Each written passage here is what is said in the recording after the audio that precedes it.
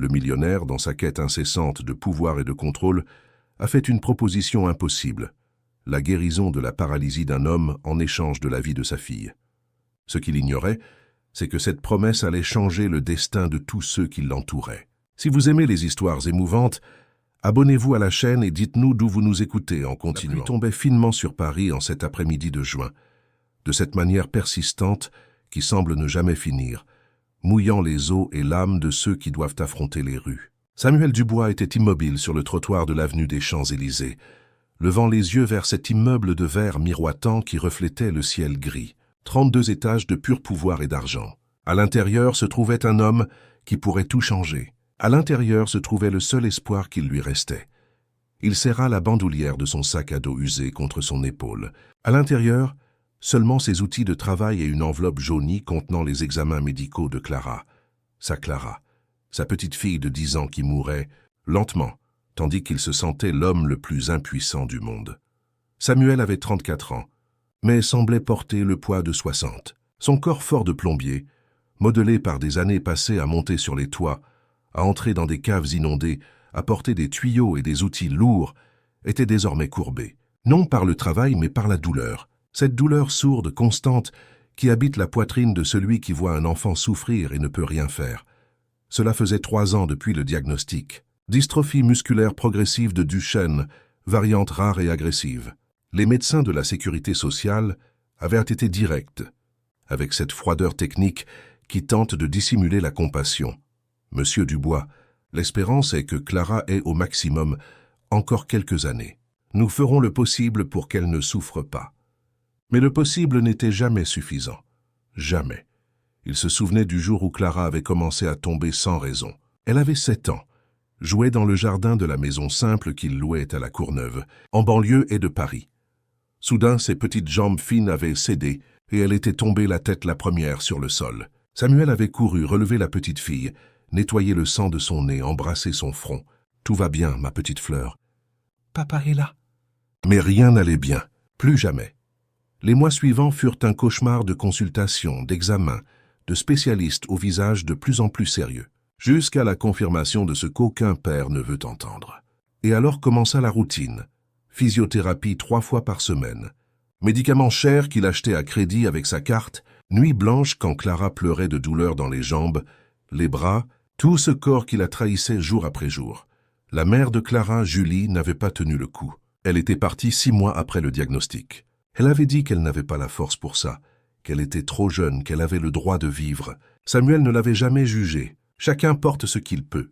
Lui, il était resté. Parce qu'un père n'abandonne pas. Parce que Clara était tout ce qu'il avait dans ce monde, et il était tout ce qu'elle avait. Travailler et s'occuper de Clara seule, c'était comme essayer de retenir de l'eau avec les mains. Ça s'échappait toujours. Il manquait toujours quelque chose. Samuel se levait à 5 heures du matin, préparait le café, aidait Clara à s'habiller. Chaque jour, elle avait besoin de plus d'aide. Chaque jour, ses muscles répondaient moins. Il l'emmenait chez Madame Denise, la voisine retraitée qui s'occupait de la petite pendant la journée. Ensuite, il prenait 3 bus pour atteindre les quartiers chics où il trouvait du travail. Plombier dans l'ouest de Paris, à Neuilly-sur-Seine, à Saint-Germain-des-Prés. Des maisons énormes, où une salle de bain était plus grande que tout son salon. Il réparait les tuyaux, débouchait les éviers, changeait les robinets. Et il écoutait. Il écoutait les dames se plaindre que l'eau de la douche était faible, que le lavabo goûtait, et que c'était absurde. Il souriait, poli, et résolvait le problème. Parce que c'est de cela qu'il vivait. Mais à l'intérieur, une partie de lui criait « Ma fille est en train de mourir, madame. Votre lavabo qui goûte, ce n'est rien. » C'est dans l'une de ces maisons, il y a 2 mois, qu'il entendit pour la première fois le nom qui allait tout changer. Donatien Leclerc. Samuel était dans la salle de bain de la suite, en train de changer le siphon du lavabo, quand il entendit des voix dans la pièce d'à côté. 2 femmes conversant, prenant le café, ce genre de conversation de ceux qui ont du temps et de l'argent à revendre. Avez-vous vu l'article sur Donatien Leclerc? Ce milliardaire de Biogénésis. Oui, bien sûr. Incroyable, comme il a bâti tout cet empire même en étant en fauteuil roulant. On dit que c'est un génie, mais il est aussi terrible, glacial. Il ne se soucie de personne. C'est ça. Mais son entreprise développe des traitements révolutionnaires. J'ai lu qu'ils ont un protocole expérimental pour les maladies dégénératives qui fait des miracles. Mais c'est très cher et il ne le libère qu'à qui il veut. Bizarre. Samuel arrêta de travailler. Ses doigts restèrent immobiles, tenant l'outil. Maladie dégénérative. Traitement expérimental. Il sortit de la salle de bain, le cœur battant fort. « Excusez-moi, madame. Désolé de vous interrompre. Ce traitement dont vous parliez, c'est pour quel type de maladie ?» Les femmes le regardèrent avec une certaine étrangeté. Un plombier ne devait pas se mêler des conversations de ses employeurs. Mais l'une d'elles répondit peut-être par politesse, peut-être par pitié. Des maladies neuromusculaires, il paraît. Des dystrophies, la sclérose, ce genre de choses. Pourquoi? Samuel sentit le sol s'effondrer sous ses pieds. Ma fille, elle a une dystrophie musculaire. C'est très grave. Le silence qui s'ensuivit fut de ceux qui pèsent. Les femmes échangèrent des regards mal à l'aise. L'une d'elles, la plus jeune, aux cheveux blonds impeccables, et vêtue d'une tenue qui devait coûter 3 mois de salaire à Samuel, soupira. « Écoutez, je suis vraiment désolé. Mais Donatien Leclerc n'est pas une personne accessible. Il ne reçoit personne. Son entreprise est une forteresse. Et le traitement. On dit qu'il coûte des millions. » Des millions. Bien sûr. Samuel avait 53 € dans son portefeuille et devait 2 mois de loyer. Mais il nota mentalement ce nom. Donatien Leclerc. Biogenesis. C'était un fil d'espoir, fin comme un cheveu, mais c'était quelque chose. Cette nuit-là, après que Clara se fut endormie, elle dormait tôt maintenant, son corps épuisé réclamant du repos. Samuel resta tard sur son vieux téléphone portable, cherchant des informations. Donatien Leclerc était une légende urbaine à Paris. Fils d'immigrants portugais, il avait bâti de zéro un empire de la biotechnologie. Diplômé en médecine et en génie génétique, il était considéré comme l'un des hommes les plus brillants et les plus riches de France. Mais un accident de voiture, 10 ans auparavant, l'avait laissé paraplégique. Depuis, il vivait reclus, dirigeant son empire depuis un fauteuil roulant. Amer et impitoyable. Biogenesis, son entreprise, avait son siège justement là, sur les Champs-Élysées, dans cet immeuble de verre que Samuel fixait maintenant sous la pluie. Et c'est là que se produisaient les miracles. Des traitements qui rendaient le mouvement à des personnes condamnées à l'immobilité. Des thérapies génétiques qui réécrivaient le destin cellulaire. Des protocoles expérimentaux dont la médecine traditionnelle ne rêvait même pas. Mais tout était verrouillé, inaccessible, gardé comme un trésor que Donatien refusait de partager avec le monde. Samuel passa des semaines à essayer de le joindre. Il appela l'entreprise, fut bloqué par la secrétaire. Il envoya des emails, jamais répondus. Il tenta de prendre rendez-vous à la clinique privée de Biogenesis. On lui dit qu'il n'y avait pas de place et que le traitement coûtait 3 millions d'euros. 3 millions! Samuel ne verrait pas 3 millions même s'il travaillait 300 vies. Mais alors il eut une idée folle, désespérée, née de l'insomnie et du désespoir. Il avait lu que Donatien avait une obsession. Trouver un remède à sa propre paralysie. Il dépensait des fortunes en recherche, en médecins, en traitements alternatifs. Et Samuel, par hasard, par destin, par ironie de la vie, savait peut-être quelque chose qui pourrait aider. Son grand-père, décédé 5 ans auparavant, avait été un guérisseur dans l'intérieur de la Bretagne. Il n'était pas médecin, mais possédait cette connaissance ancienne, transmise de génération en génération. Il connaissait des points de pression sur le corps, des techniques de massage qui activaient des nerfs endormis. Samuel avait grandi en voyant le vieil homme faire des miracles, des personnes souffrant de douleurs chroniques qui s'amélioraient, des tremblements qui cessaient, des muscles qui retrouvaient leur réactivité. Rien de scientifique, rien de prouvé, mais ça fonctionnait.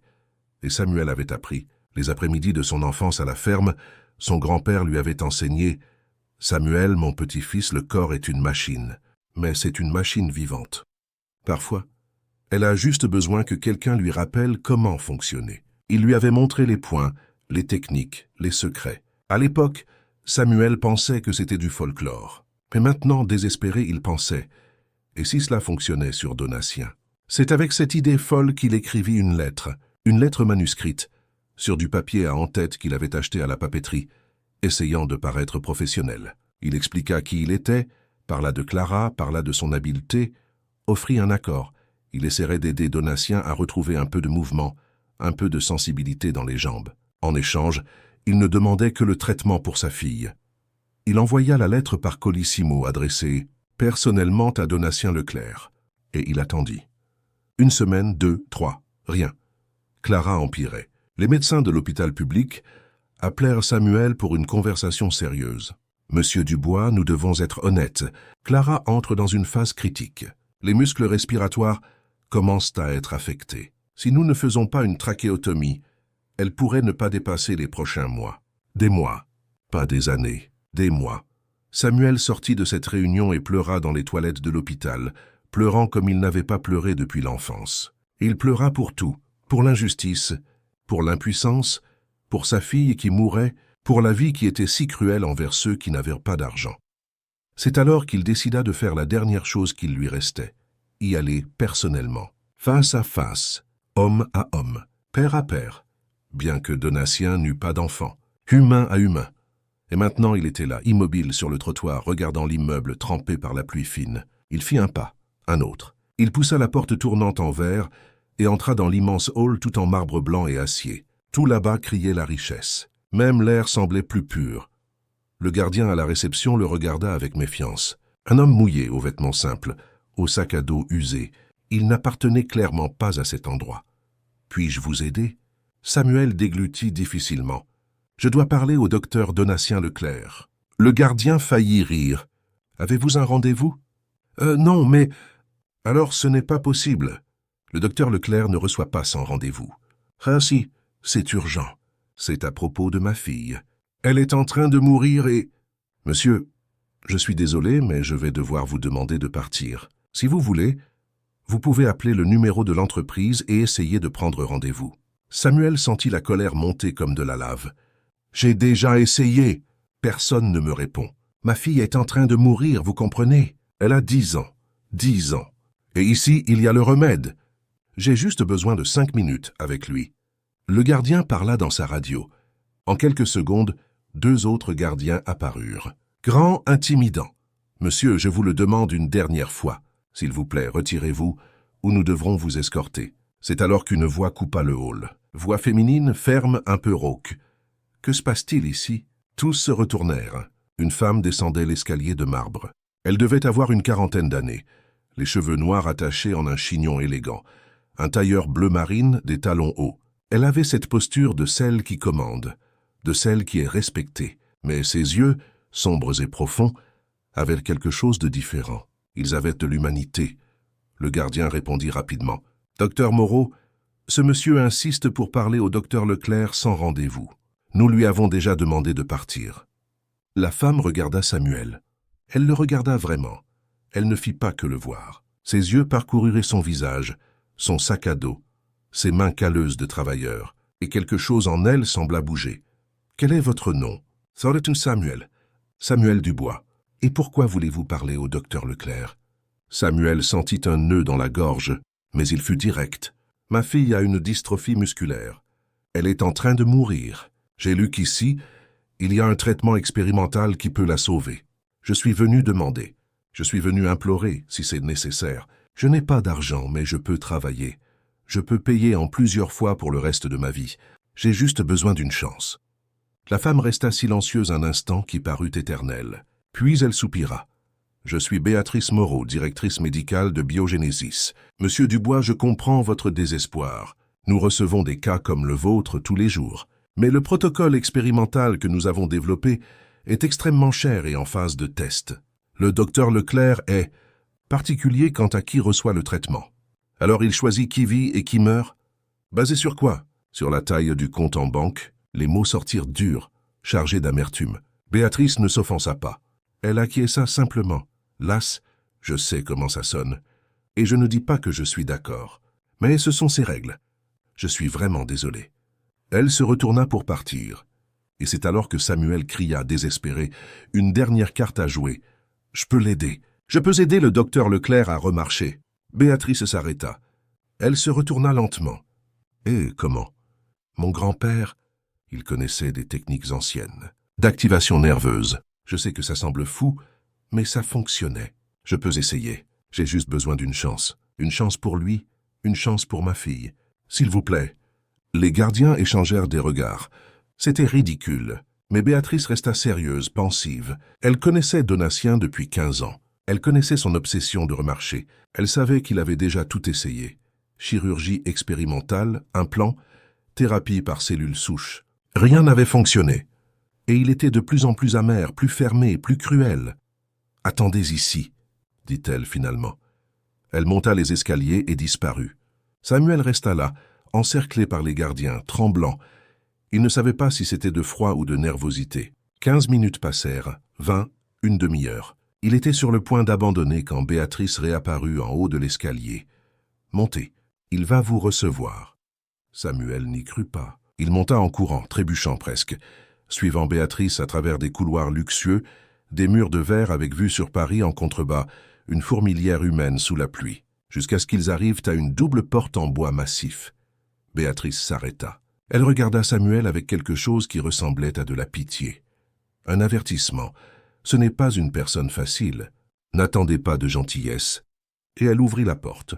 Le bureau était immense. Un mur entier de verre donnait sur les Champs-Élysées. Au centre, une immense table en palissandre. Et derrière elle, dans un fauteuil roulant sophistiqué, noir et imposant comme un trône, se trouvait Donatien Leclerc. Il était plus jeune que Samuel ne l'avait imaginé. Il devait avoir environ 45 ans. Les cheveux grisonnants peignés en arrière, une barbe de quelques jours, des yeux gris et froids comme l'acier. Il portait une chemise de ville blanche, manches retroussées, et il y avait en lui une présence qui emplissait la pièce. Même assis, même immobile du bassin aux pieds, il émanait du pouvoir. Ses yeux se fixèrent sur Samuel avec une intensité effrayante. « Alors vous êtes le plombier », dit-il d'une voix grave chargée de dédain. « Le plombier qui va me guérir. » Samuel sentit ses jambes fléchir, mais il pensa à Clara, à son lit d'hôpital, aux tubes, aux médicaments, au temps qui s'écoulait, et il trouva la force. « Je suis un père, monsieur, un père désespéré. Et peut-être que je peux vous aider, ou peut-être pas, mais au moins, laissez-moi essayer. » Donatien se pencha en avant, les doigts entrelacés sur la table. Un sourire cruel effleura ses lèvres. « Et si je dis non, si j'ordonne aux gardiens de vous jeter dehors, que ferez-vous » Samuel sentit des larmes brûler ses yeux, mais il ne les laissa pas tomber. « Alors je rentrerai chez moi, j'embrasserai ma fille, et je resterai avec elle jusqu'à la fin. Parce que c'est tout ce qui me reste. » Le silence qui s'ensuivit fut dense, lourd. Donatien l'étudia longuement. Puis il se pencha en arrière dans sa chaise et dit « Montrez-moi ces techniques miraculeuses qui sont les vôtres. » Samuel s'approcha, le cœur battant si fort qu'il semblait vouloir sortir de sa bouche. Il s'agenouilla à côté de la chaise et, les mains tremblantes, toucha les jambes de Donatien. Ce furent les 5 minutes les plus tendues de sa vie. Les jambes de Donatien Leclerc étaient comme des troncs d'arbres morts sous ses pantalons de costume impeccables. Samuel pouvait sentir à travers le tissu des muscles atrophiés, une chair froide, une vie suspendue. Il y avait quelque chose de profondément perturbant à toucher le corps d'un autre homme et à sentir que là, dans cette partie, il n'y avait plus personne. Comme si la personne se terminait à la taille et que le reste n'était que matière inerte. Samuel ferma les yeux et tenta de se souvenir des après-midi à la ferme de son grand-père, de l'odeur de terre mouillée et d'herbes médicinales. « Samuel, mon petit-fils, écoute bien. Le corps humain est comme une maison. Parfois, l'énergie ne circule pas parce qu'il y a un tuyau bouché. Ce n'est pas qu'il n'y a pas d'eau, c'est qu'elle ne peut pas passer. Tu dois trouver où c'est bouché et débouché. » Mr. Hans, le vieil homme riait de sa propre comparaison, mais il parlait sérieusement. Et il montrait les points. Il enseignait la bonne pression, l'angle exact, la séquence précise. Il commença par la hanche, des doigts fermes, mais pas brutaux, cherchant les points que son grand-père appelait des portails de vie. Ce n'était pas de l'anatomie médicale, ce n'était pas de la science occidentale. C'était un savoir millénaire, transmis de bouche à oreille, de main en main, d'âme en âme. Il pressa le poing sur le côté droit, là où l'os de la hanche rencontre la musculature profonde. Rien. Il se déplaça vers la gauche. Il fit de petits cercles, augmentant progressivement la pression. Donatien l'observait avec ce mélange d'incrédulité et de mépris. Béatrice était appuyée contre le mur, les bras croisés, le visage masqué par une préoccupation professionnelle. Elle connaissait son chef suffisamment longtemps pour savoir que cela pouvait très mal finir. « C'est ridicule », murmura Donatien, mais il n'ordonna pas à Samuel d'arrêter. Il y avait quelque chose dans le désespoir de cet homme agenouillé qui l'intriguait. Ou peut-être n'était-ce que du sadisme, vouloir voir jusqu'où un père désespéré était capable d'aller pour un enfant. Samuel descendit le long des cuisses, pressant des points spécifiques. Rien. Les jambes de Donatien restaient aussi mortes qu'avant. La sueur commença à couler sur le front de Samuel. Il savait qu'il avait peu de minutes avant que Donatien ne perde patience et ne le chasse. Ça devait fonctionner. Ça devait. C'est alors qu'il se souvint de quelque chose que son grand-père avait dit une fois.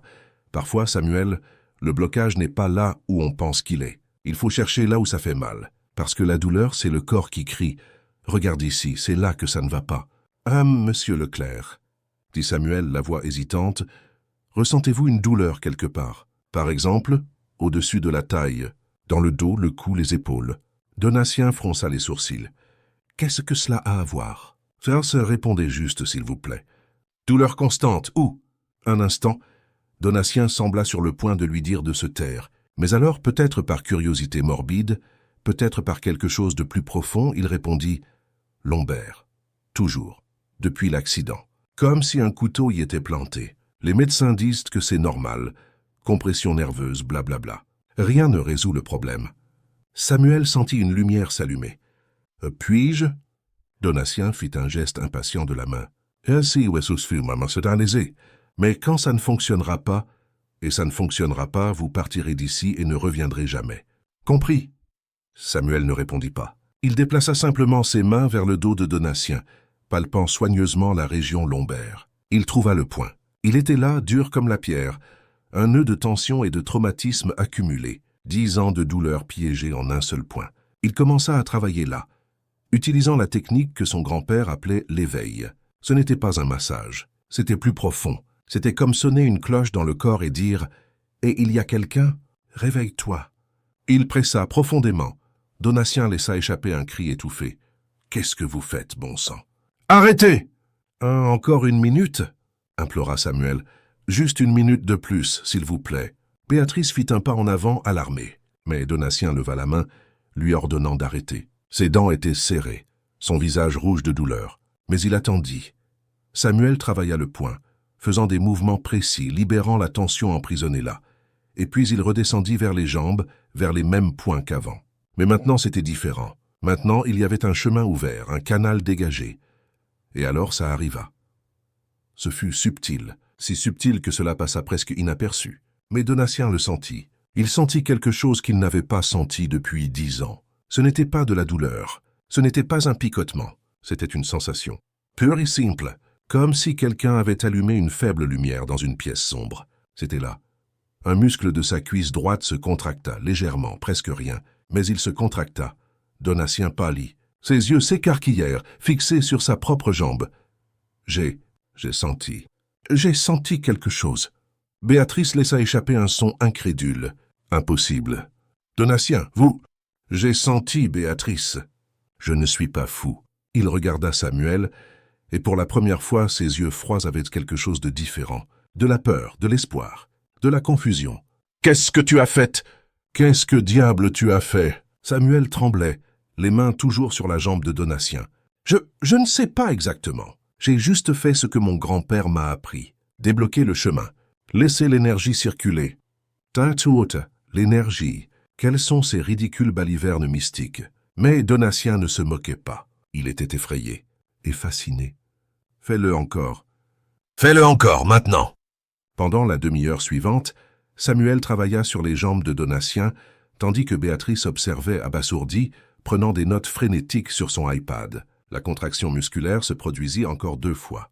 Petite, mais indéniable. Quelque chose se passait. Quelque chose que la science de pointe de biogénésis, avec tous ses millions en équipements et recherches, n'avait pas réussi à accomplir. Quand Samuel s'arrêta enfin, épuisé, Donatien était silencieux. Ce n'était plus l'homme arrogant d'une demi-heure auparavant. Il semblait vulnérable, perdu, comme si le sol s'était dérobé sous son fauteuil roulant. C'est réel? Ou est-ce que j'imagine? Béatrice s'approcha, s'agenouilla, testa les réflexes de Donatien avec des instruments médicaux qu'elle sortit d'un tiroir. Son visage trahissait un pur choc. Donatien, ça se produit réellement. Il y a une activité neuromusculaire. Elle est minime, mais elle est là. Après 10 ans, elle est là. Le silence qui suivit fut absolu. Dehors, la ville continuait sa course folle, mais à l'intérieur, dans cette pièce, le temps semblait s'être arrêté.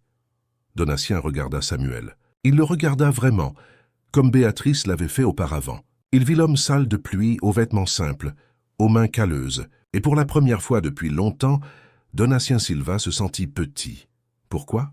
La question sortit doucement, presque inaudible. Pourquoi avez-vous fait ça pour moi? Je vous ai traité comme un moins que rien. J'allais vous chasser d'ici. Samuel se leva, essuya ses mains sur son pantalon.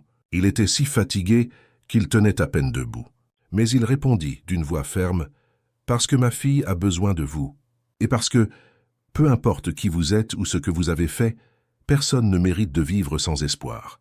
Je sais ce que c'est. Je vis comme ça tous les jours. » Pour la première fois en 10 ans, Donatien Silva sentit quelque chose se briser en lui. Un mur, une armure, quelque chose qu'il avait construit brique par brique depuis le jour de l'accident, quand il s'était réveillé à l'hôpital et avait découvert qu'il ne marcherait plus jamais. Il avait endurci son cœur parce que c'était la seule façon de survivre à la douleur.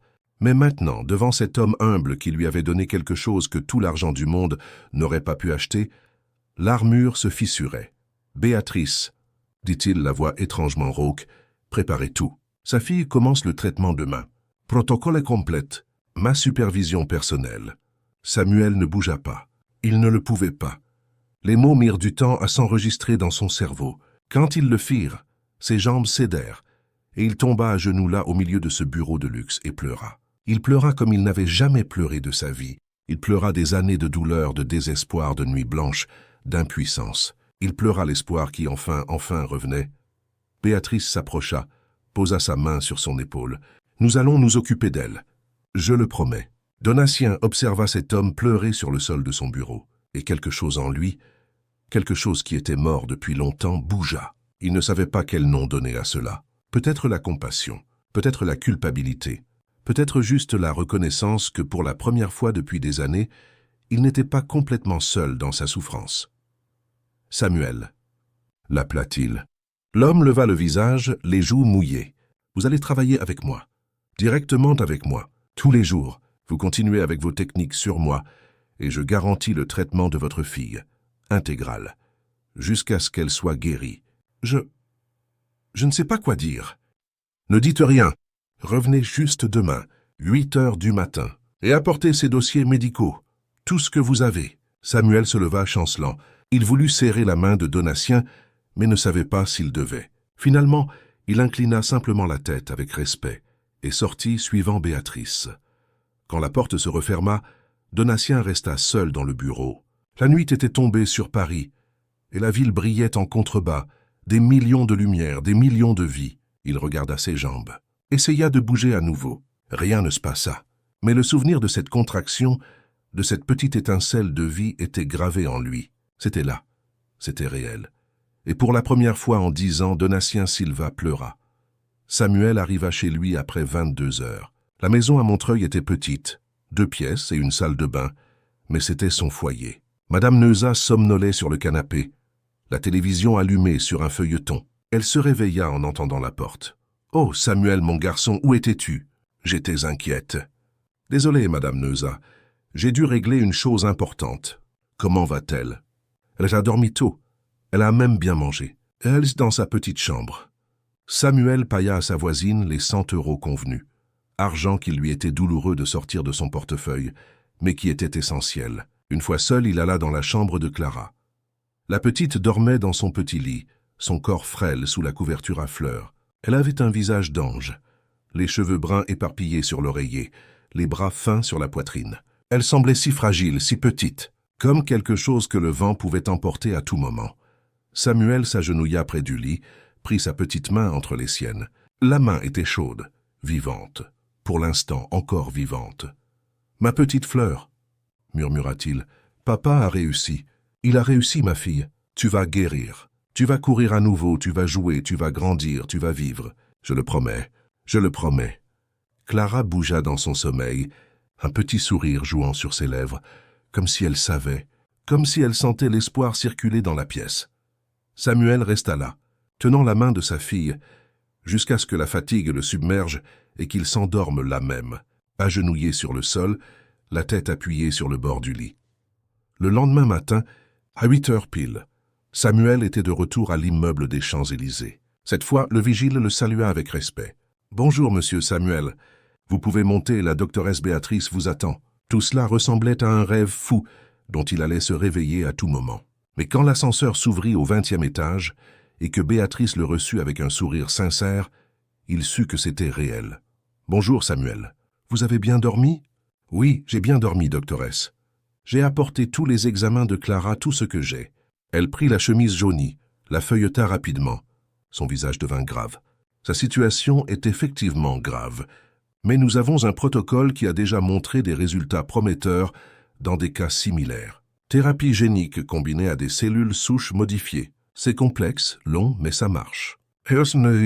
Combien ça va coûter? Je sais que M. Donatien a dit qu'il paierait, mais j'ai besoin de savoir. Je dois être sûr de ne pas me faire d'illusions. Béatrice le regarda droit dans les yeux. 3 millions d'euros. C'est le coût réel du traitement complet. Mais vous ne paierez pas un centime, Samuel. Donatien fut catégorique. Cela fait partie de votre accord. 3 millions. Une fortune que Samuel ne verrait jamais de sa vie. Et quelqu'un allait dépenser ça pour Clara, pour sa petite fleur. Il sentit ses jambes faiblir de nouveau. Quand est-ce qu'on commence? Aujourd'hui même. Je vais envoyer une ambulance chercher Clara à l'hôpital. Elle sera hospitalisée ici, à la clinique privée de Biogénésis. Vous pouvez rester avec elle aussi longtemps que vous le souhaitez. Nous avons des chambres pour accompagnants. C'était tout si surréaliste, si impossible. Samuel voulait croire, mais il avait peur. Peur de croire et de tomber ensuite. Peur qu'il ne soit trop tard. Peur que même avec toute la technologie du monde, Clara lui échappe encore entre les doigts. Elle va guérir, n'est-ce pas, doctoresse? Dites-moi qu'elle va guérir. Béatrice posa sa main sur son bras, ferme et réconfortante. Je ferai tout ce qui est en mon pouvoir, tout. Mais Samuel, je dois être honnête. Le traitement est prometteur, mais il n'est pas miraculeux. Cela prendra du temps, des mois, et il y aura des moments difficiles. Ton rôle est d'être là pour elle, fort positif. Elle aura besoin de toi. Je serai là. J'ai toujours été là, je serai toujours là. Ah, je sais, je le vois en vous. Ils passèrent la matinée à s'occuper de la bureaucratie, signant des papiers, des autorisations. À 14 heures, Clara arriva amenée par une ambulance qui ressemblait plus à un vaisseau spatial, tout équipé de technologie de pointe. Elle était éveillée, ses petits yeux écarquillés de peur et de curiosité. « Papa, où sommes-nous » Samuel serra sa main fort. « Dans un endroit spécial, ma petite fleur.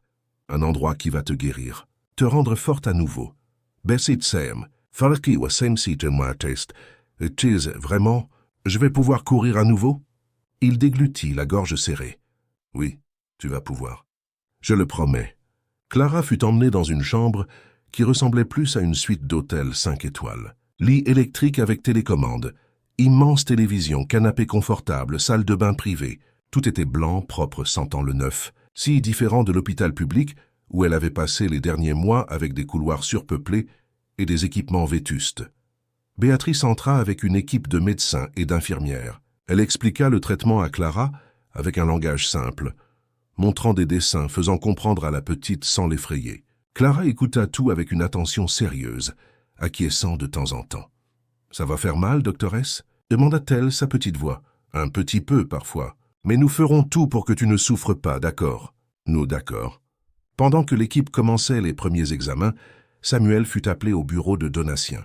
Le milliardaire était au même endroit qu'hier, derrière l'immense bureau. Mais il y avait quelque chose de différent en lui, moins dur, moins distant. « Asseyez-vous, » dit-il désignant un fauteuil. Samuel s'assit sur le bord tendu. « Votre fille a commencé le traitement. »« Oui, monsieur. Je ne sais comment vous remercier. Je n'ai pas de mots. » Donatien secoua la tête, impatient. « Vous n'avez pas à me remercier. C'est un accord. Vous m'aidez, j'aide votre fille. C'est simple. Malgré tout, je... » Ça a qui Samuel. Donatien le coupa, la voix ferme. « Pensez-vous que je suis un homme bon ?» La question prit Samuel au dépourvu. Il hésita, ne sachant que dire. « Vous pouvez dire la vérité. »« Je ne sais pas si vous êtes bon ou mauvais, monsieur Donatien. Je pense que vous êtes humain, comme tout le monde. J'ai été soigné par des gens qui se croyaient saints et étaient cruels. Et j'ai connu des gens qui semblaient durs mais avaient du cœur. Nous sommes trop complexes pour tenir dans une case de bon ou mauvais. » Donatien resta silencieux un instant, traitant cela. Puis un demi-sourire amer apparut au coin de sa bouche. « Vous êtes plus sage que vous n'en avez l'air, plombier. »« Je ne suis pas sage, monsieur. Je suis juste un père qui essaie de survivre. François, c'est exactement ce qui vous rend sage. Donatien se pencha en avant. Il y a 10 ans, j'étais différent. J'avais des projets, des rêves, même une petite amie. J'allais me marier, fonder une famille. Puis l'accident est arrivé. Conducteur ivre, collision frontale. Je me suis réveillé paralysé. Ma fiancée m'a rendu visite 2 fois à l'hôpital et a disparu. Mes amis ont disparu. Ma famille a eu pitié. Pitié, comme si j'étais un pauvre petit inutile. Il fit une pause, les yeux perdus dans des souvenirs amers. J'ai durci. J'ai décidé que si le monde était cruel, je serais encore plus cruel. J'ai construit mon empire en écrasant quiconque était nécessaire. J'ai gardé la technologie, la guérison comme un trésor que personne ne méritait. Parce que si je souffrais, pourquoi les autres ne devraient-ils pas souffrir aussi? Samuel écoutait silencieux, sentant le poids de ses mots. Puis vous êtes apparu. Un plombier fauché, désespéré, sans rien à perdre. Et vous m'avez touché, littéralement touché. Et pour la première fois en 10 ans, j'ai senti quelque chose. Pas seulement dans la jambe, Samuel. Ici. Il se frappa la poitrine. J'ai senti que peut-être, juste peut-être, je ne suis pas mort à l'intérieur aussi. Sarati dit Marais. Vous n'avez jamais été mort, monsieur Donatien. Juste, gelé, en attendant de dégeler. Donatien eut un rire bref, sans humour. Gelé, bonne définition. Il redevint sérieux. Faisons comme ça. Tous les jours, après que j'ai terminé mes engagements, vous venez ici. Vous travaillez sur moi. Ces techniques qui sont les vôtres. Et je suivrai personnellement le cas de Clara. Avec Béatrice, nous lui donnerons le meilleur traitement possible. Vous restez ici dans l'immeuble. Il y a un appartement de fonction au 15e étage. Salaire de 15 000 € par mois. Acceptez-vous? 15 000. Samuel gagnait, quand il s'en sortait bien, 2 500 €. 15 000 était une fortune. J'accepte. Bien sûr que j'accepte. Excellent. Affaire classée. Maintenant, sortez. J'ai une réunion dans 10 minutes. Samuel se leva, mais s'arrêta à la porte. Monsieur Donatien. Quoi? Vous n'êtes pas mort. Ni gelé. Vous étiez juste seul. Personne ne devrait rester seul avec la douleur. Et il sortit, refermant la porte derrière lui. Donatien resta là, seul de nouveau, regardant ses propres mains. Les mots de Samuel résonnaient dans la pièce vide. Personne ne devrait rester seul avec la douleur. Simple, profond, vrai. Et pour la 2e fois en 2 jours, l'homme le plus riche de Paris sentit une larme couler sur son visage. 3 mois s'écoulèrent, comme un souffle de vent et en même temps comme une éternité. 3 mois qui changèrent tout. La routine de Samuel était maintenant complètement différente. Il se réveillait dans l'appartement de fonction du 15e étage, un espace petit mais confortable, avec un vrai lit, de l'eau chaude sous la douche, même une petite fenêtre avec vue sur la ville. Des choses simples, qui étaient un luxe pour quelqu'un qui avait vécu toute sa vie à se battre pour chaque centime. Il descendait au 22e étage, où se trouvait la clinique privée de biogénésis. Il passait la matinée avec Clara, accompagnant les séances de thérapie, tenant sa petite main pendant les applications, essuyant ses larmes quand ça faisait mal, chantant des berceuses quand elle avait peur. Les infirmières le connaissaient déjà par son nom, souriaient quand il passait. « Bonjour, monsieur Samuel !» Et il répondait, s'étonnant encore que quelqu'un le traite avec tant de respect. L'après-midi, après que Clara dormait, le traitement était épuisant. La laissait fatiguée. Samuel montait au 32e étage, où se trouvait le bureau de Donatien. Et là, pendant 2 heures, il travaillait sur ce corps qui était lentement mais fermement en train de s'éveiller. Au début, Donatien était tendu, silencieux, craignant d'espérer trop. Mais au fur et à mesure que les semaines passaient et que les améliorations devenaient indéniables, quelque chose en lui commençait à changer. Les contractions musculaires devinrent plus fortes, plus fréquentes. Puis vint la sensibilité. Un jour, Donatien sentit quand Samuel toucha son genou. Il sentit. Il n'imagina pas, il ne voulut pas sentir. Il sentit vraiment. Samuel, lui avait-il dit ce jour-là, la voix tremblante, « J'ai senti que tu me touchais.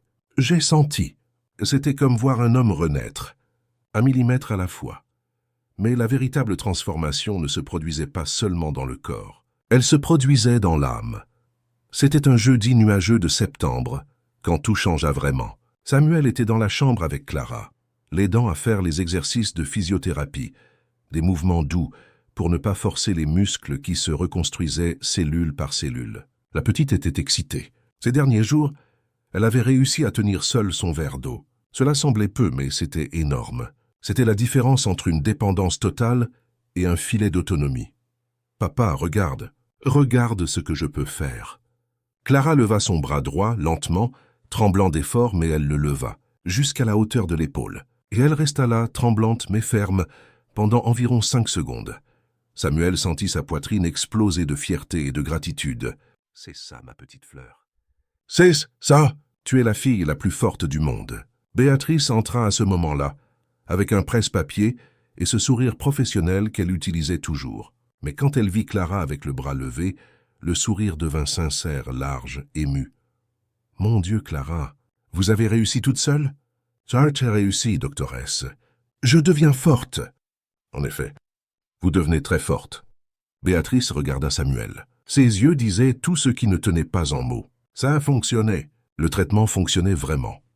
Plus tard, quand Clara dormait, Béatrice appela Samuel pour une conversation dans la salle médicale. Elle lui montra des examens, des graphiques, des chiffres que Samuel ne comprenait pas complètement, mais dont la signification générale était claire.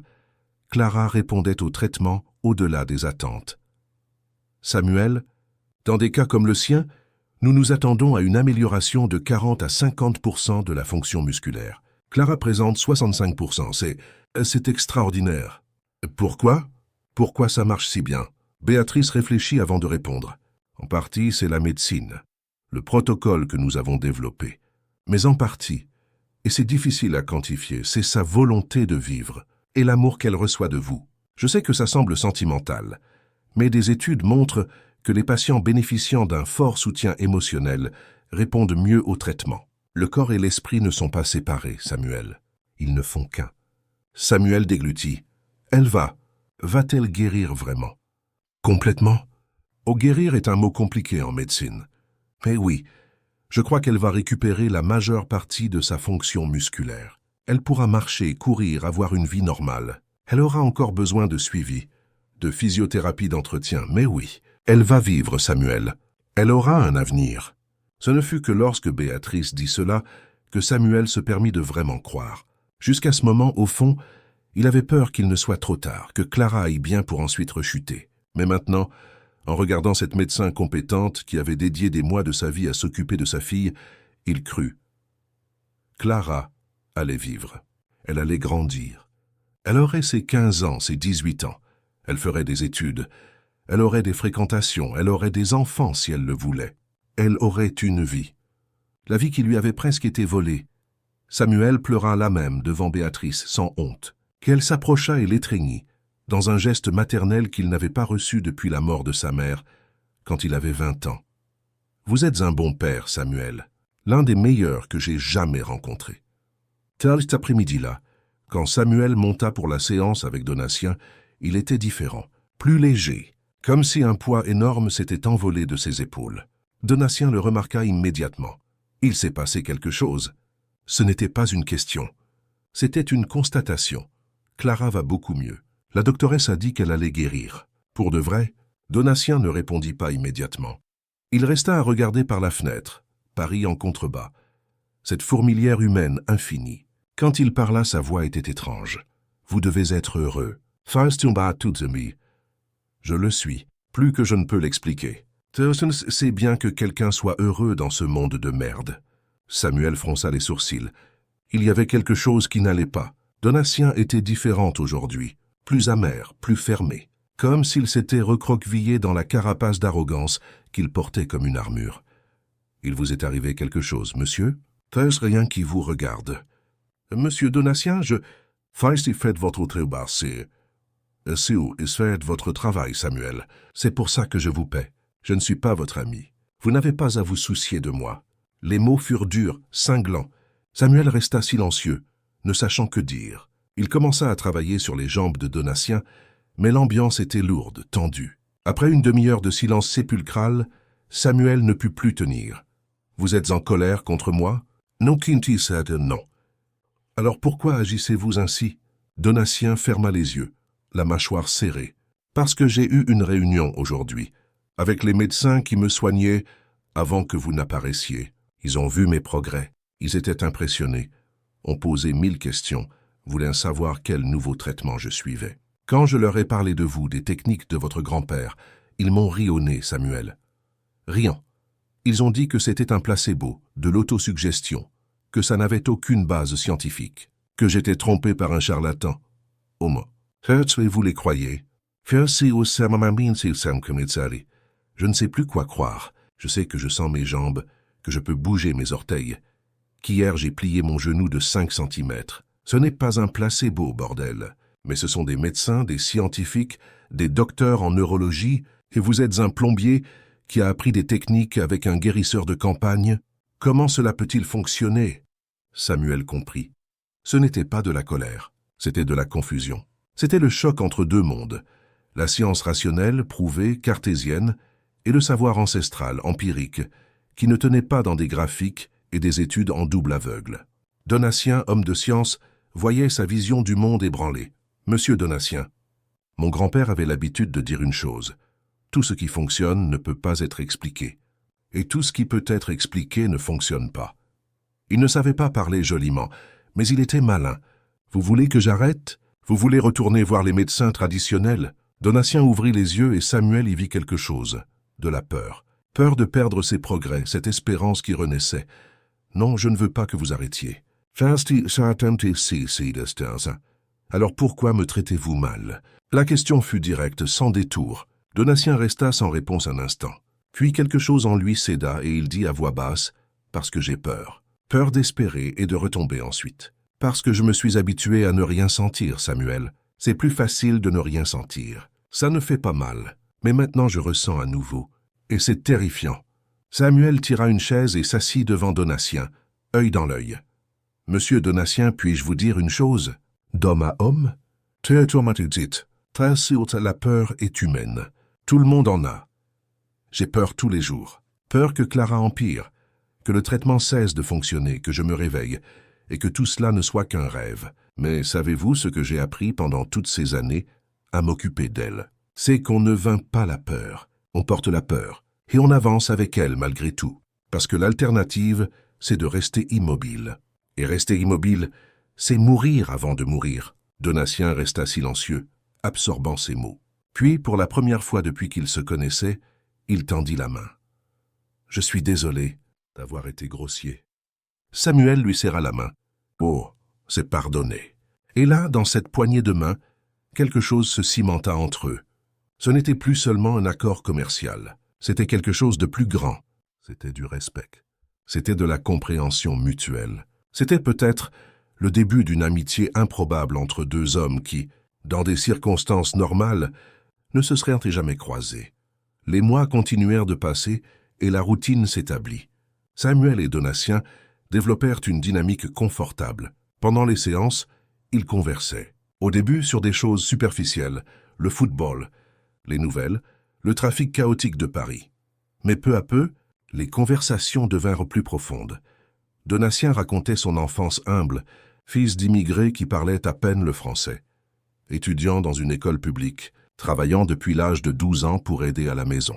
Il racontait comment il avait été boursier à la Sorbonne, comment il avait peiné pour obtenir son diplôme de médecine, puis d'ingénierie génétique, comment il avait bâti Biogenèse de zéro avec un prêt qu'il avait mis 10 ans à rembourser. Savez-vous pourquoi je thésaurisais les traitements, Samuel? Pourquoi je demandais des prix absurdes? Pourquoi? Parce que je me souvenais d'être pauvre, de ne pas avoir d'argent pour le traitement quand mon père est tombé malade. Il est mort d'un cancer lentement, parce que nous n'avions pas d'argent pour une chimiothérapie privée. La sécurité sociale avait une liste d'attente de 6 mois. Il est mort en 3. Et j'ai juré que quand j'aurai le pouvoir, quand j'aurai la technologie, je ferai différemment. Mais ensuite est venu l'accident, la colère, l'amertume. Et je suis devenu ce que je haïssais, quelqu'un qui refuse d'aider ceux qui en ont besoin. Samuel écoutait sans juger. Vous pouvez changer ça. Il est encore temps. Ah, peut-être. Mais ce n'est pas simple. Il y a des actionnaires, un conseil d'administration, 1000 intérêts en jeu. Ça va rester moi, mais c'est vous qui dirigez l'entreprise, n'est-ce pas? Techniquement, oui. Alors vous pouvez décider. La difficulté n'est pas l'impossibilité. Donatien regarda cet homme simple, qui avait une sagesse qui ne venait pas des livres, mais de la vie vécue dans la difficulté. Et il pensa, quand ai-je perdu cette simplicité? Quand est-ce que compliqué est devenu une excuse pour ne pas faire ce qui est juste? Serait-ce au 5e mois de traitement, l'événement qui changerait tout définitivement se produisit. Clara était en physiothérapie, faisant des exercices avec ses jambes. Elle parvenait déjà à se tenir debout avec un appui et maintenait son propre poids pendant quelques secondes. Mais elle ne marchait pas encore seule. Ce jour-là, la physiothérapeute positionnait les appuis quand Clara soudain fit un pas. Un pas sans appui. Elle tituba, faillit tomber mais en fit un autre. Et encore un autre. 5 pas au total avant de tomber assise sur le matelas en riant. « Papa, j'ai marché toute seule !» Samuel, qui était assis sur une chaise dans un coin, se leva d'un bond. Son cœur battait si fort que ça lui faisait mal. « Fais-le encore!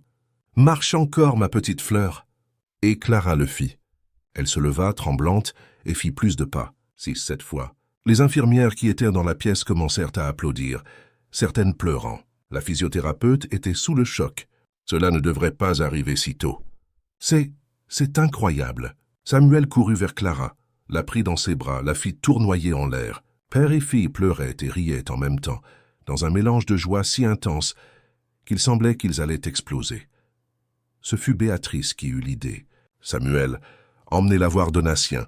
Je pense qu'il voudra savoir. » Samuel n'avait jamais emmené Clara au bureau de Donatien. C'étaient des mondes séparés. Le monde de la médecine en bas, le monde des affaires en haut. Mais à ce moment-là, il accepta. Il prit Clara dans ses bras. Elle était encore légère, bien qu'elle prenne du poids et de la masse musculaire, et monta au 32e étage. La secrétaire de Donatien, une femme élégante d'une 50aine d'années, fut surprise. « Monsieur Samuel, vous n'avez pas de séance prévue maintenant. »« Oh, je sais, Madame Martine, mais j'ai besoin de montrer quelque chose au docteur Donatien. C'est important. » Elle hésita, mais quelque chose dans son urgence la convainquit. Elle appuya sur l'interphone. « Docteur Donatien, Samuel est là. Il dit que c'est important. » La voix de Donatien vint rauque par l'interphone. « Ah, bien, faites-le entrer. » Samuel entra dans le bureau avec Clara dans les bras. Donatien était dans son fauteuil roulant, près de la fenêtre, lisant quelque chose sur sa tablette. Il leva les yeux surpris. « Samuel, qu'est-ce que... » Il s'arrêta en voyant la petite fille. « C'est Clara ?» Et... « Oui, monsieur. » Samuel posa Clara au sol, lui tint la main. « Clara, c'est monsieur Donatien, le médecin qui te soigne. » Clara, avec cette sincérité d'enfant, regarda Donatien avec des yeux écarquillés. « C'est vous le patron ici. Mon papa a dit que vous êtes très intelligent. » Donatien, l'homme qui intimidait les cadres et faisait trembler les hommes d'affaires, resta sans voix devant cette petite fille menue de 10 ans. « Oui, c'est moi. Et toi, comment te sens-tu? »« Bien, je deviens forte. Regardez !» Et avant que Samuel ne puisse l'empêcher, Clara lâcha sa main et fit 3 pas vers Donatien. 3 pas tremblants, mais seuls, sans appui. Donatien resta immobile, observant. Cet enfant qui, quelques mois auparavant, était au seuil de la mort, qui ne pouvait même pas tenir un verre, marchait seul. À cause de lui, à cause de ce qu'il avait créé. Clara s'approcha du fauteuil roulant, tendit sa petite main et toucha le bras de Donatien. « Merci de m'avoir sauvé, monsieur. Mon papa a dit que vous êtes un héros. » Et ce fut à ce moment que Donatien Silva, milliardaire, génie de la biotechnologie, homme qui avait bâti un empire et endurci son cœur contre le monde, s'effondra complètement. Les larmes vinrent incontrôlables, et il n'essaya pas de les cacher. Il posa sa main sur la petite main de Clara et dit, la voix brisée, « Je ne suis pas un héros, petite, mais toi tu l'es. Tu es très courageuse. » Clara sourit, ce sourire d'enfant qui illumine toute obscurité. « Vous aussi, vous êtes courageux. Mon papa a dit que vous vous êtes blessé, mais que vous n'avez jamais abandonné. C'est ça être courageux. » Samuel observait la scène, le cœur serré. Il voyait 2 miracles se produire simultanément. Clara qui revenait à la vie et Donatien qui retrouvait son humanité. Quand le père et la fille quittèrent le bureau, Donatien resta seul. Par la fenêtre, il voyait la ville en mouvement, des millions d'histoires se déroulant simultanément. Et il pensa, combien de Clara existent là-bas? Combien d'enfants meurent parce qu'ils n'ont pas accès à ce que j'ai gardé comme un trésor? Il décrocha le téléphone interne. Martine, programmez une réunion extraordinaire avec le conseil. Demain, tout le monde, sans exception. Mais monsieur, vous savez que convoquer tout le monde avec un préavis d'1 jour, c'est Martine, demain, tout le monde. Ça est urgent. Et... Oui, monsieur. Donatien raccrocha et regarda ses mains, des mains qui détenaient tant de pouvoir. Le pouvoir de créer, de guérir, de changer des vies. Et il utilisait ce pouvoir pourquoi? Pour accumuler des zéros sur un compte bancaire? Pour alimenter l'ego et l'amertume? Non, plus maintenant. Cette nuit-là, Donatien travailla tard, préparant une présentation. Des chiffres, des projections, des plans. Le lendemain, devant une salle pleine de cadres surpris, il annonça « À partir d'aujourd'hui, Biogenèse va ouvrir un programme d'accès social à nos traitements expérimentaux. Nous allons consacrer 40% de notre capacité d'accueil aux cas sans ressources financières, patients de la sécurité sociale, familles à faible revenu. Nous allons sauver des vies, pas seulement des comptes bancaires. » Le conseil explosa en protestation. « Cela va affecter notre marge bénéficiaire. Les actionnaires vont paniquer. C'est économiquement inviable. » Donatien leva la main, leur intimant de se taire. Et pour la première fois depuis des années, il se leva. Enfin, il essaya. Il appuya ses mains sur les accoudoirs de sa chaise et, avec un effort immense, mit du poids sur ses jambes. Elles tremblèrent, mais tinrent. Il resta debout pendant 3 secondes avant de se rasseoir, épuisé. La salle resta dans un silence absolu. « Vous venez de voir quelque chose que je croyais impossible. » Moi debout. Pour la première fois en 10 ans. Savez-vous comment cela s'est produit? Grâce à un plombier. Un homme simple qui m'a appris plus sur la médecine et l'humanité que tous les docteurs que j'ai jamais embauchés. Il m'a sauvé parce que j'ai sauvé sa fille. C'était un échange équitable. Et c'est ce que nous allons faire. Nous allons échanger notre technologie contre la dignité de ces personnes. Ceux qui ne sont pas d'accord peuvent démissionner. Je signe aujourd'hui même.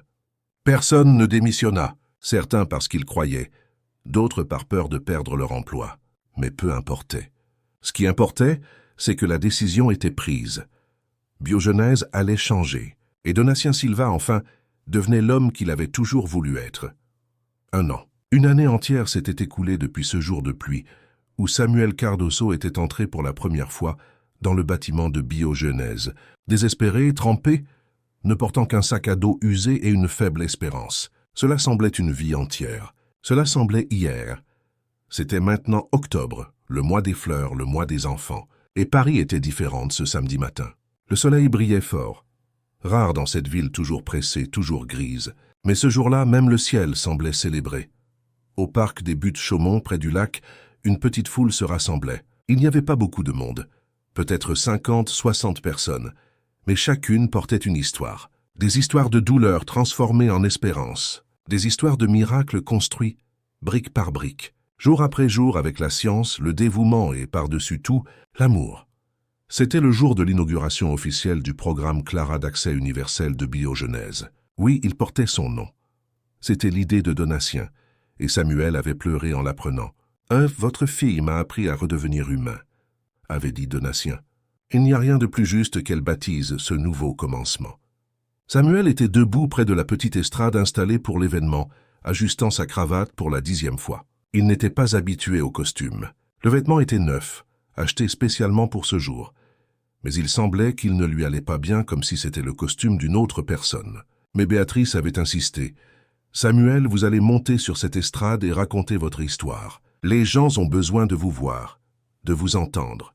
Vous êtes une partie essentielle de tout cela. » À côté de lui, Clara était radieuse. Une robe bleu clair, les cheveux attachés avec un bandeau de fleurs. De nouvelles ballerines qu'elle avait insisté pour choisir seule. Et elle était debout. Debout, sans appui, sans tremblement, ferme sur ses propres jambes. 11 ans maintenant, plus grande, plus forte, avec cette étincelle dans les yeux de celle qui est revenue du bord de l'abîme et a découvert que la vie est trop précieuse pour être gaspillée. « Papa, arrête de toucher ta cravate. C'est bien comme ça. Tu crois, ma petite fleur? Je pense qu'elle est de travers. Elle est parfaite. Et vous aussi, vous êtes parfait. Vous allez super bien parler là-devant, je sais. » Samuel sourit, nerveux. Il allait vraiment devoir parler, devant des dizaines de personnes, dont des journalistes, des caméras de télévision. Lui, un plombier de la banlieue Est, qui avait à peine terminé le lycée. Mais Béatrice avait raison. Il devait raconter son histoire. Parce que c'était l'histoire de milliers de parents qui, à ce moment précis, se trouvaient dans la même position que lui 1 an auparavant. Désespérés, sans espérance, ayant besoin d'un miracle. « Monsieur Samuel ?» Il se retourna.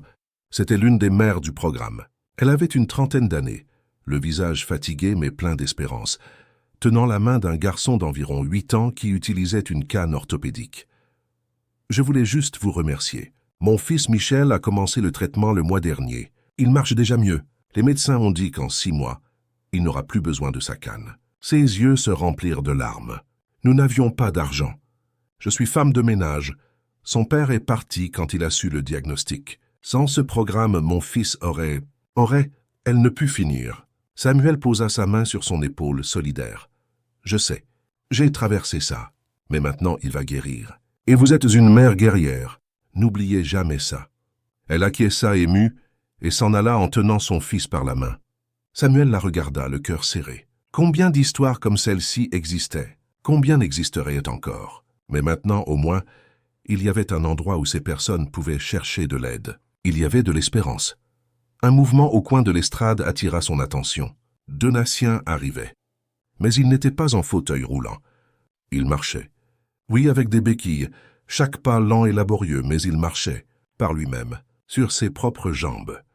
Samuel sentit un immense sourire s'ouvrir sur son visage. Il y a 3 mois, Donatien avait fait ses premiers pas, 5 mètres, avec un déambulateur. Il avait tellement pleuré ce jour-là qu'il avait eu les yeux gonflés pendant 2 jours. Et depuis, c'était de la physiothérapie intensive, des exercices, de la douleur, de la sueur, des larmes, mais des progrès constants, chaque semaine un peu plus fort, un peu plus ferme. Aujourd'hui, il allait marcher jusqu'à l'estrade, sans aide. Il allait marcher devant tout le monde, et il allait montrer que les miracles n'étaient pas l'œuvre de dieux ou de magie. Ils étaient l'œuvre de la science, du dévouement et de la foi. La foi en soi, la foi en l'autre, la foi en la capacité humaine de se réinventer. Donatien s'approcha de Samuel. Il transpirait, l'effort physique était immense, mais son visage était serein. Heureux même. Prêt pour vos débuts en tant que conférencier? Demanda-t-il, un sourire malicieux au coin des lèvres.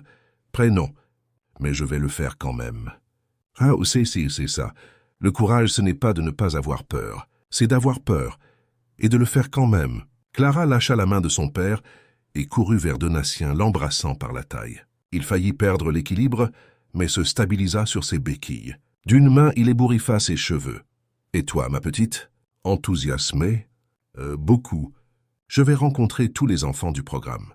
La docteure Béatrice a dit qu'il y en a 18 maintenant. 18 qui vont mieux, tonton Donatien. Tonton Donatien. Samuel ne savait pas quand Clara avait commencé à l'appeler ainsi, mais cela lui était resté. Et Donatien n'avait jamais corrigé. Au contraire, il semblait apprécier. Il semblait enfin faire partie d'une famille. Béatrice apparut, très élégante dans un tailleur blanc, les cheveux détachés, un maquillage impeccable. Elle était radieuse aussi. Elle avait été promue directrice générale de Biogenèse, et sous sa direction, le programme social se développait rapidement. Il y avait déjà une liste d'attente de plus de 200 enfants. Tout le monde, nous allons commencer dans 5 minutes. Donatien, vous ouvrez, ensuite Samuel. Ensuite, je présenterai les chiffres et les familles. D'accord? Tous acquiescèrent. Clara alla s'asseoir au premier rang, à côté de Madame Neige, la voisine qui s'était occupée d'elle si longtemps et que Samuel avait tenu à faire venir. La vieille dame ne cessait de pleurer d'émotion, essuyant ses larmes avec un mouchoir brodé. L'événement commença. Donatien monta sur l'estrade, et le voir monter les 3 marches, lentement s'appuyant fermement sur ses béquilles, fut quelque chose qui arracha des applaudissements spontanés de la foule. Il arriva au microphone, respira profondément et commença à parler. « Bonjour à tous. Je m'appelle Donatien Silva. Et il y a 10 ans, j'ai eu un accident qui m'a laissé paraplégique. Ce jour-là, j'ai cru que ma vie était finie. Et d'une certaine manière, elle l'était. La vie que je connaissais, du moins. Je me suis enfermé dans une bulle d'amertume et de colère. J'ai construit un empire, oui, mais au prix de perdre mon humanité. J'avais la capacité de sauver des vies, de guérir des maladies. Mais je gardais cette capacité comme un trésor égoïste. Parce que si je souffrais, pourquoi les autres ne devraient-ils pas souffrir aussi? Il fit une pause, ses yeux balayant la foule. Jusqu'à ce qu'un jour un homme désespéré entre dans mon bureau. Un plombier nommé Samuel Cardozo, qui avait une fille mourante et était prêt à tout pour la sauver. Il m'a fait une proposition. Il m'aiderait à remarcher et je donnerais le traitement à sa fille. J'ai accepté par curiosité, par arrogance peut-être. Je pensais que ça ne marcherait pas, que ce serait juste une autre tentative frustrée. Donatien regarda Samuel qui se tenait à côté de l'estrade, rouge de honte d'être le centre de l'attention. Mais ça a marché. Pas seulement physiquement. Samuel ne m'a pas seulement aidé à retrouver le mouvement de mes jambes. Il m'a aidé à retrouver quelque chose que je croyais avoir perdu pour toujours. Mon âme. Il m'a appris, avec sa simplicité et sa sagesse, que guérir ne consiste pas seulement à réparer des corps. Il s'agit de réparer des cœurs. Il s'agit de reconnaître notre humanité partagée. La voix de Donatien était émue maintenant, mais il continua, ferme. Sa fille, Clara, est ici aujourd'hui. Il y a 1 an, elle mourait d'une dystrophie musculaire rare. Aujourd'hui, elle court, elle joue, elle vit, et elle n'est pas un cas isolé. Aujourd'hui, 18 enfants reçoivent un traitement grâce au programme Clara. 18 familles qui, comme Samuel, n'avaient pas de ressources mais avaient de l'espérance. Et nous allons nous étendre. Nous atteindrons 100 enfants d'ici la fin de l'année, 1000 l'année prochaine, parce que c'est notre mission maintenant. Ne pas accumuler de profits, accumuler des vies sauvées. Les applaudissements furent assourdissants. Donatien fit un signe de tête, essayant de contenir l'émotion, et fit signe à Samuel de monter. Le plombier monta les marches comme s'il allait à la guillotine. Il arriva au microphone, le cœur battant si fort qu'il semblait qu'il allait sortir de sa bouche. Il regarda la foule.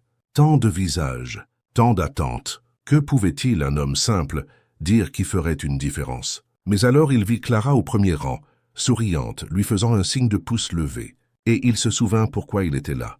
Moi, je ne sais pas parler avec éloquence comme le docteur Duval. Commença-t-il, la voix tremblante. Je n'ai pas fait d'université. Je n'ai pas de diplôme accroché au mur. Je suis plombier. Je passe mes journées à réparer des tuyaux, à déboucher des éviers, à résoudre des problèmes que personne ne voit mais qui sont importants. Et c'est ce que j'ai essayé de faire avec le docteur Duval. Réparer quelque chose qui était bouché. Laisser la vie couler à nouveau. Quelques personnes rirent doucement, mais c'était un rire solidaire.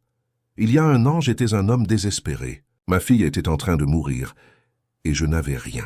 Pas d'argent, pas d'espoir, pas d'avenir. Je suis venu ici comme dernière tentative, et j'ai trouvé un homme qui était aussi désespéré, mais d'une manière différente. Il avait tout, argent, pouvoir, savoir, mais il n'avait pas ce que j'avais, l'amour. Un but, une raison de continuer. Samuel essuya une larme qui coulait. Nous nous sommes aidés.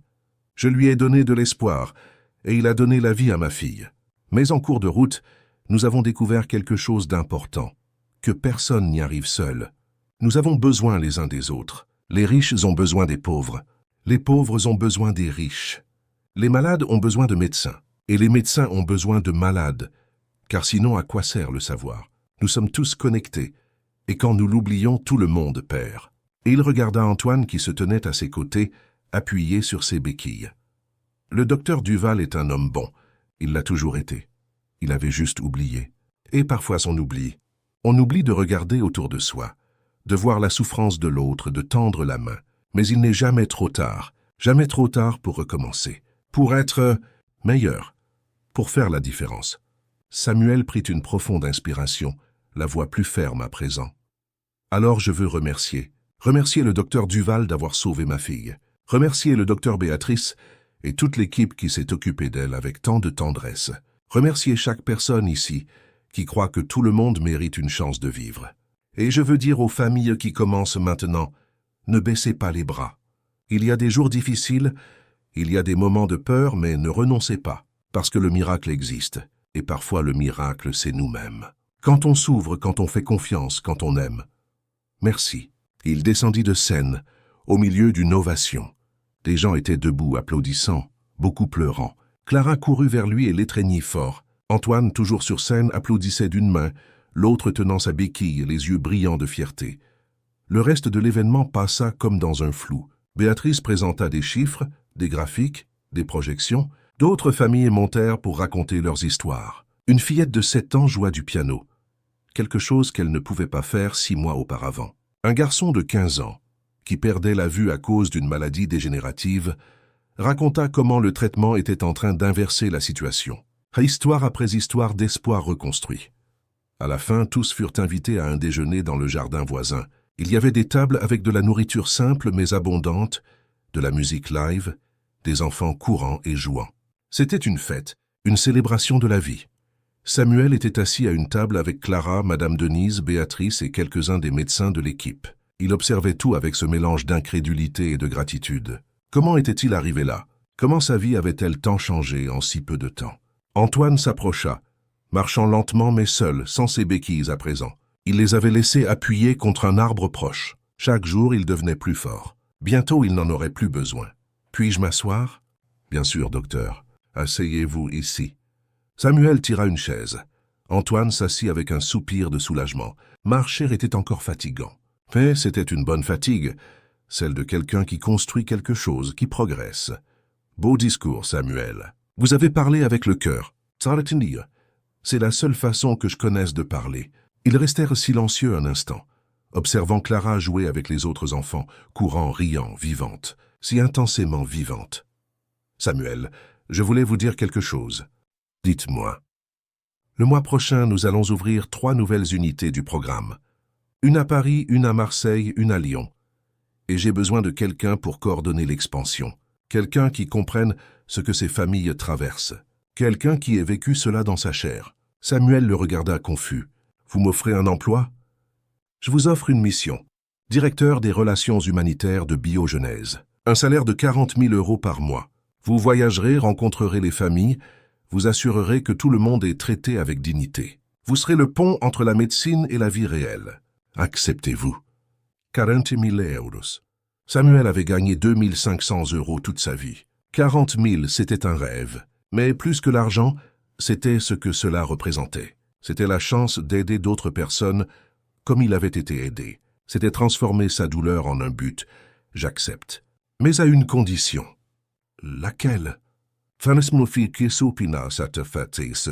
Nous continuons les séances. Je continuerai à travailler avec vous jusqu'à ce que vous couriez un marathon. Antoine rit. Un rire authentique, léger, qui résonna dans le jardin. Un marathon, c'est exagéré. Mais j'accepterai une petite course dans le parc, merci. C'est d'accord, alors. Ils se serrèrent de la main, mais cette fois, Antoine attira Samuel dans une accolade. Une vraie accolade, serrée, celle de quelqu'un qui reconnaît en l'autre un frère. Merci, Samuel, pour tout, pour m'avoir sauvé. Nous nous sommes sauvés ensemble, docteur. C'était un travail d'équipe. Quand ils se séparèrent, tous deux avaient les larmes aux yeux. Mais c'était de bonnes larmes. Des larmes de ceux qui ont tant pleuré de douleur qu'ils pleurent maintenant de joie et découvrent qu'il y a de la beauté même là-dedans. 3 ans plus tard, Biogenèse était devenue une référence mondiale dans le traitement des maladies dégénératives. Le programme Clara était présent dans toutes les régions de France et commençait à s'étendre à d'autres pays d'Europe. Des milliers d'enfants avaient été traités. Des milliers de familles avaient retrouvé l'espoir. Antoine Duval marchait sans béquille. Il courait 3 fois par semaine au parc des Buttes-Chaumont. Il avait rencontré une médecin bénévole du programme, Anaïs, et ils étaient en couple. Ils souriaient davantage, riaient davantage, vivaient davantage. Samuel Dubois était respecté dans tout le secteur de la santé comme l'homme qui avait humanisé la médecine de pointe. Il donnait des conférences, participait à des congrès, toujours avec sa simplicité caractéristique. Il était devenu la voix des familles, que personne n'écoutait, et il les écoutait toutes. Et Clara avait 14 ans maintenant. Elle étudiait dans une bonne école privée, payée par Biogenèse. Elle voulait être médecin. Pas n'importe quel médecin. Elle voulait travailler avec les maladies dégénératives, aider d'autres enfants comme elle avait été aidée. « Je continuerai le travail de l'oncle Antoine », disait-elle, avec cette détermination qui remplissait son père de fierté. Par un après-midi de décembre, Samuel et Antoine étaient assis sur un banc au parc des Buttes-Chaumont, après un léger footing. Le soleil se couchait, peignant le ciel d'orange et de rose. La ville respirait autour d'eux, vivante, chaotique, mais belle à sa manière. « Vous pensez qu'on a fait la différence ?» demanda Samuel soudain. « Je crois que oui. » Pourquoi la question? Ah, je ne sais pas. Parfois, je pense que c'est si peu de choses. Nous avons aidé quelques centaines de familles, mais il y a des millions de personnes qui souffrent partout. Antoine resta pensif. Puis il raconta. Connaissez-vous cette histoire du garçon sur la plage? Il y avait des milliers d'étoiles de mer échouées sur le sable, mourant au soleil. Un garçon les ramassait une par une et les rejetait à la mer. Un adulte arriva et dit « Mon garçon, il y en a des milliers ici. Tu ne feras pas de différence. » Et le garçon prit une autre étoile, la jeta à la mer et répondit « J'ai fait une différence pour celle-ci. » Samuel sourit. « Oui, Vous avez fait une différence pour Clara, et pour vous aussi. Et pour moi aussi. On ne sauve pas le monde entier, Samuel. On sauve ceux qui sont devant nous, un à la fois. Et peut-être, juste peut-être, cela inspirera d'autres à faire de même. Et alors, petit à petit, le monde changera. Ils restèrent là dans un silence confortable, regardant la nuit tomber. Deux hommes que le destin n'aurait jamais dû croiser, mais qui se rencontrèrent au bon moment, au bon endroit, et qui découvrirent ensemble que la vraie richesse ne réside ni dans l'argent ni dans le pouvoir. Elle réside dans la connexion, dans la compassion, dans la capacité de regarder l'autre et de voir non pas un étranger, mais un reflet de soi-même. Elle est dans le fait de tendre la main quand quelqu'un tombe, de partager la douleur et de multiplier la joie, de transformer les blessures en sagesse et le désespoir en espoir.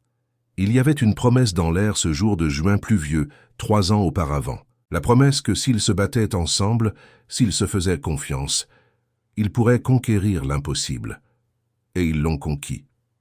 Non pas parce qu'ils étaient spéciaux, non pas parce qu'ils étaient des héros, mais parce qu'ils étaient humains, profondément, intensément humains, avec toutes les faiblesses, les peurs et les imperfections que cela implique, mais aussi avec toute la force, le courage et la capacité d'aimer qui en découlent. Et à la fin, c'est l'amour qui a gagné, comme il gagne toujours quand on le laisse faire.